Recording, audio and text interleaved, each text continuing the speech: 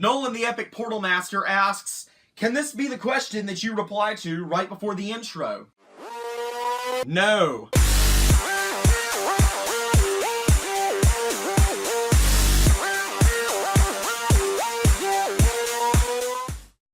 Hey there guys, Portalmaster9351 here, and welcome back to another exciting edition of Ask Portalmaster. I am finally back for Ask Portalmaster. I took a break in the middle of the month because reasons, but I am finally back and ready to answer your questions and give a little bit of an explanation as to why I haven't been as active lately, and that will be answered in more detail in a video later this month, which I'm going to talk about in this video because that video is going to replace the next one of these. But yeah, it's a little complicated and stuff, but without further ado, I may as well get started answering your questions. Our first question today comes from Elbow, and he asks, did you hear Skylander Boy and Girl made another video claiming that they will make more after not releasing a video for 7 months without any explanation? What are your thoughts? So Skylander Boy and Girl are an interesting situation in the Skylanders community right now. I'm not here to start drama or throw shade at them, but basically the thing is, they could release a Skylanders video on Skylander Boy and Girl and get 1 million views, or they could release a video on any other channel that they have and get more than 1 million views. The simple fact of the matter is, if they release a Skylander Boy and Girl video and get 1 million views, that's $1,000. If they release it on another channel and get 2 million views, that's $2,000. So if you're gonna spend about 5 hours making a video, are you going to make 5 hours making a video that's going to make $1,000, or spend 5 hours making a video that's going to make $2,000? Which are you going to do? Obviously, you're going to go for the $2,000. So I totally understand why I have not been uploading on the Skylander Boy and Girl channel. That being said, though, I personally do think that it's kind of time for them to give it up, because it's obvious that they're not as into it as they used to be. And I mean, I really can, it's obvious in their videos that they just don't care for it as much. And that's the part that annoys me more than the fact that they aren't making content. It's that when they do,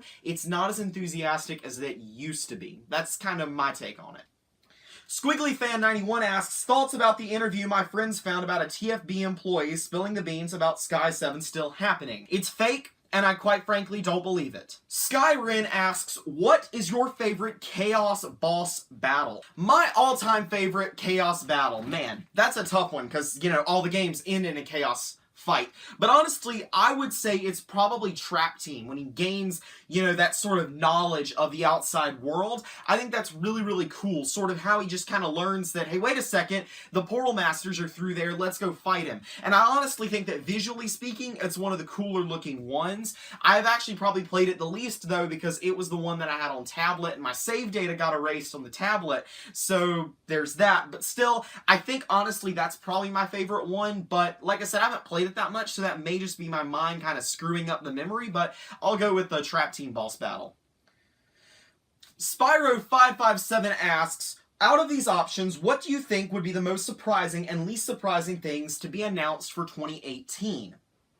A new Skylanders game, Spyro HD Trilogy Remake, or nothing announced at all?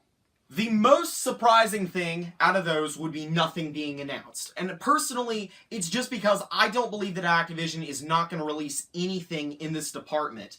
It's too early for a new Crash Bandicoot game to be announced. It's just downright too early. But what's the other property that they are interested in redoing? It's got to be Spyro. I mean, there's just been several hints dropped, and it's like, it would be such a profitable game. Like, people are saying it doesn't need a remake, it doesn't need all this stuff. But, you know, here's the thing with Activision. It comes down to one simple question. Will it make money? And the answer is, a Spyro HD Trilogy Remake would make so much money.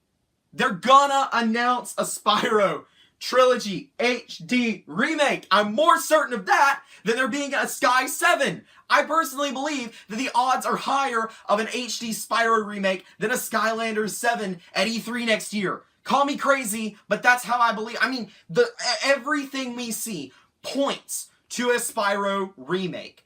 I do still think Skylanders 7 is happening. Don't take that as me saying I don't think Sky 7 is happening. But I definitely think that they are going to announce a Spyro HD remake at E3 next year, alongside a new Skylanders game. As for, I guess you could say, the least surprising would be a Spyro HD Trilogy remake. The most surprising would be nothing at all, and I totally don't expect that to happen at all, to be perfectly honest. But I think if you really want to go with what's going to be the most surprising, it would be something that's not even on this list. As a matter of fact, we know that Toys for Bob is working on a brand new thing, something that we've never seen before. So it's not Skylanders and it's not Spyro. So whenever they announce that, that is what I expect to be the new earth-shattering, mind-blown, ultra-surprising thing. But yeah, that's my take on that. Okay, so there weren't a ton of questions in the last episode, but that's fine. There's some more questions. I'll get to them after I do this little bit of a channel update sort of thing. I wanted to give you guys an idea of what's going to get done this month and sort of why there hasn't been stuff going on this channel very much. I've alluded to this in basically every update video that I've made for the past 2 months, basically.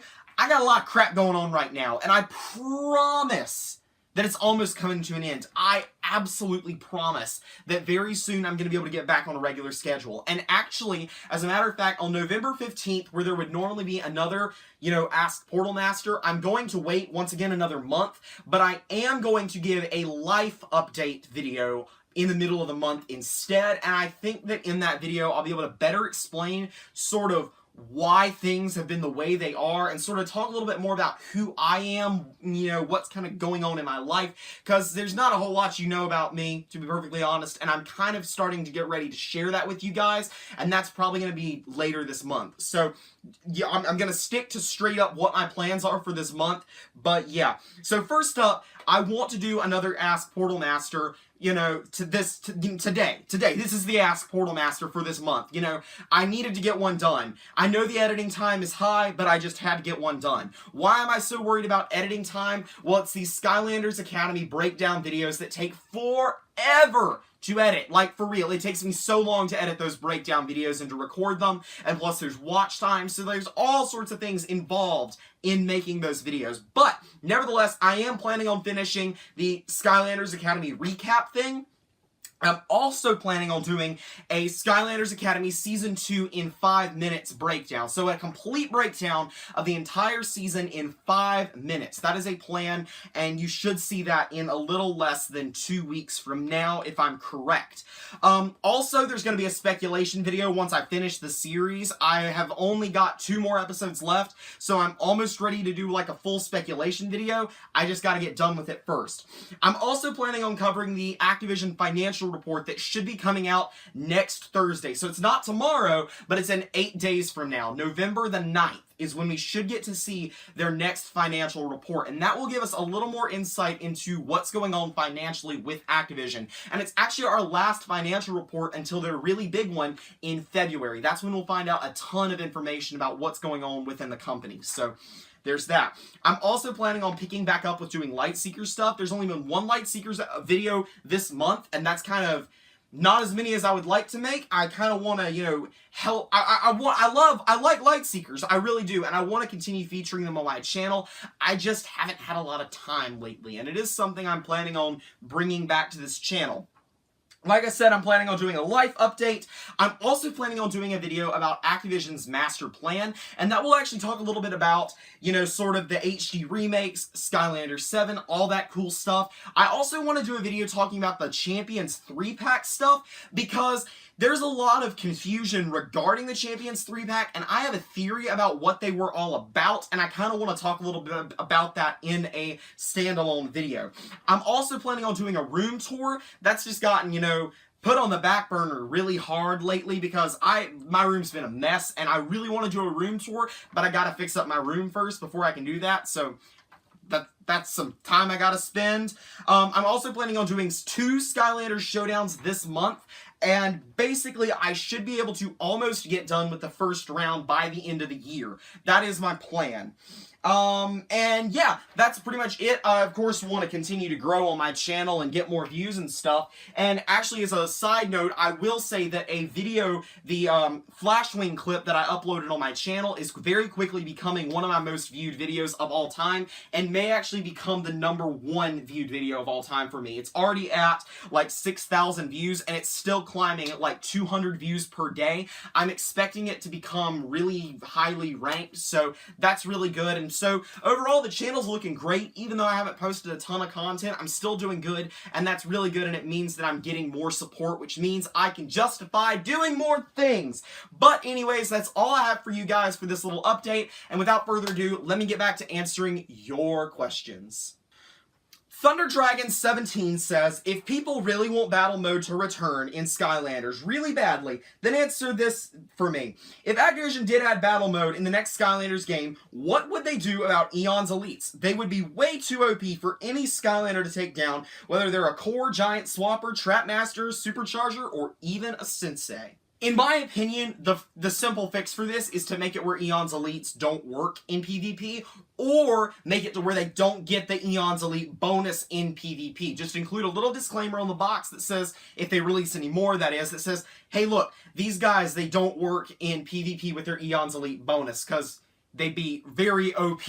I think that's the simple fix, to be perfectly honest. A. Wright asks, would you like the return of a game where it focuses on using core Skylanders while still having all the others useful? And instead of finding a new gimmick for us, they focus on gameplay and new moves for all old Skylanders. Thanks for reading. Okay, so the thing is, I don't want new moves for the old Skylanders. I'm against that. That's too much work for the devs to have to do. That being said, a game without a gimmick, in a way, doesn't seem good. What I want, this is my dream Skylanders game.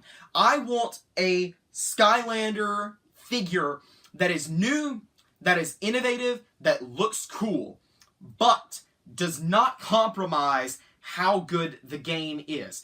The simple fact of the matter, the thing is, the games not having all the gameplay mechanics that they should have is not a consequence of gimmick Skylanders, of them focusing too much on the gimmick. What it's a product of is them focusing more on the figures than on the game. And that sounds like I'm saying they're not focusing on the gimmick, they're focusing on the figures. That's a different thing. But really and truly it is. What they need to do is release 10 Skylanders that are core and 10 gimmick Skylanders, and a game that is full of content, and each Skylander unlocks a new part of the game, or at least several of the Skylanders unlock new content. Each element unlocks some kind of new content.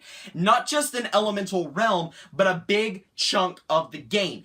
That is what they need to do. That's what they need to do. And they need to focus on the characters. What I think they did with the Cursed Tiki Temple and Lost Imaginite Mines was really cool and really smart. We need more of that. We need fewer characters and more adventure and expansion packs. That is what we need. I am so in favor of that, because the problem is, like with Trap Team, they made way too many characters and could not have possibly focused on the game itself. So they need to make a few characters, a ton of levels, and then I'll be happy, especially if they throw in PvP.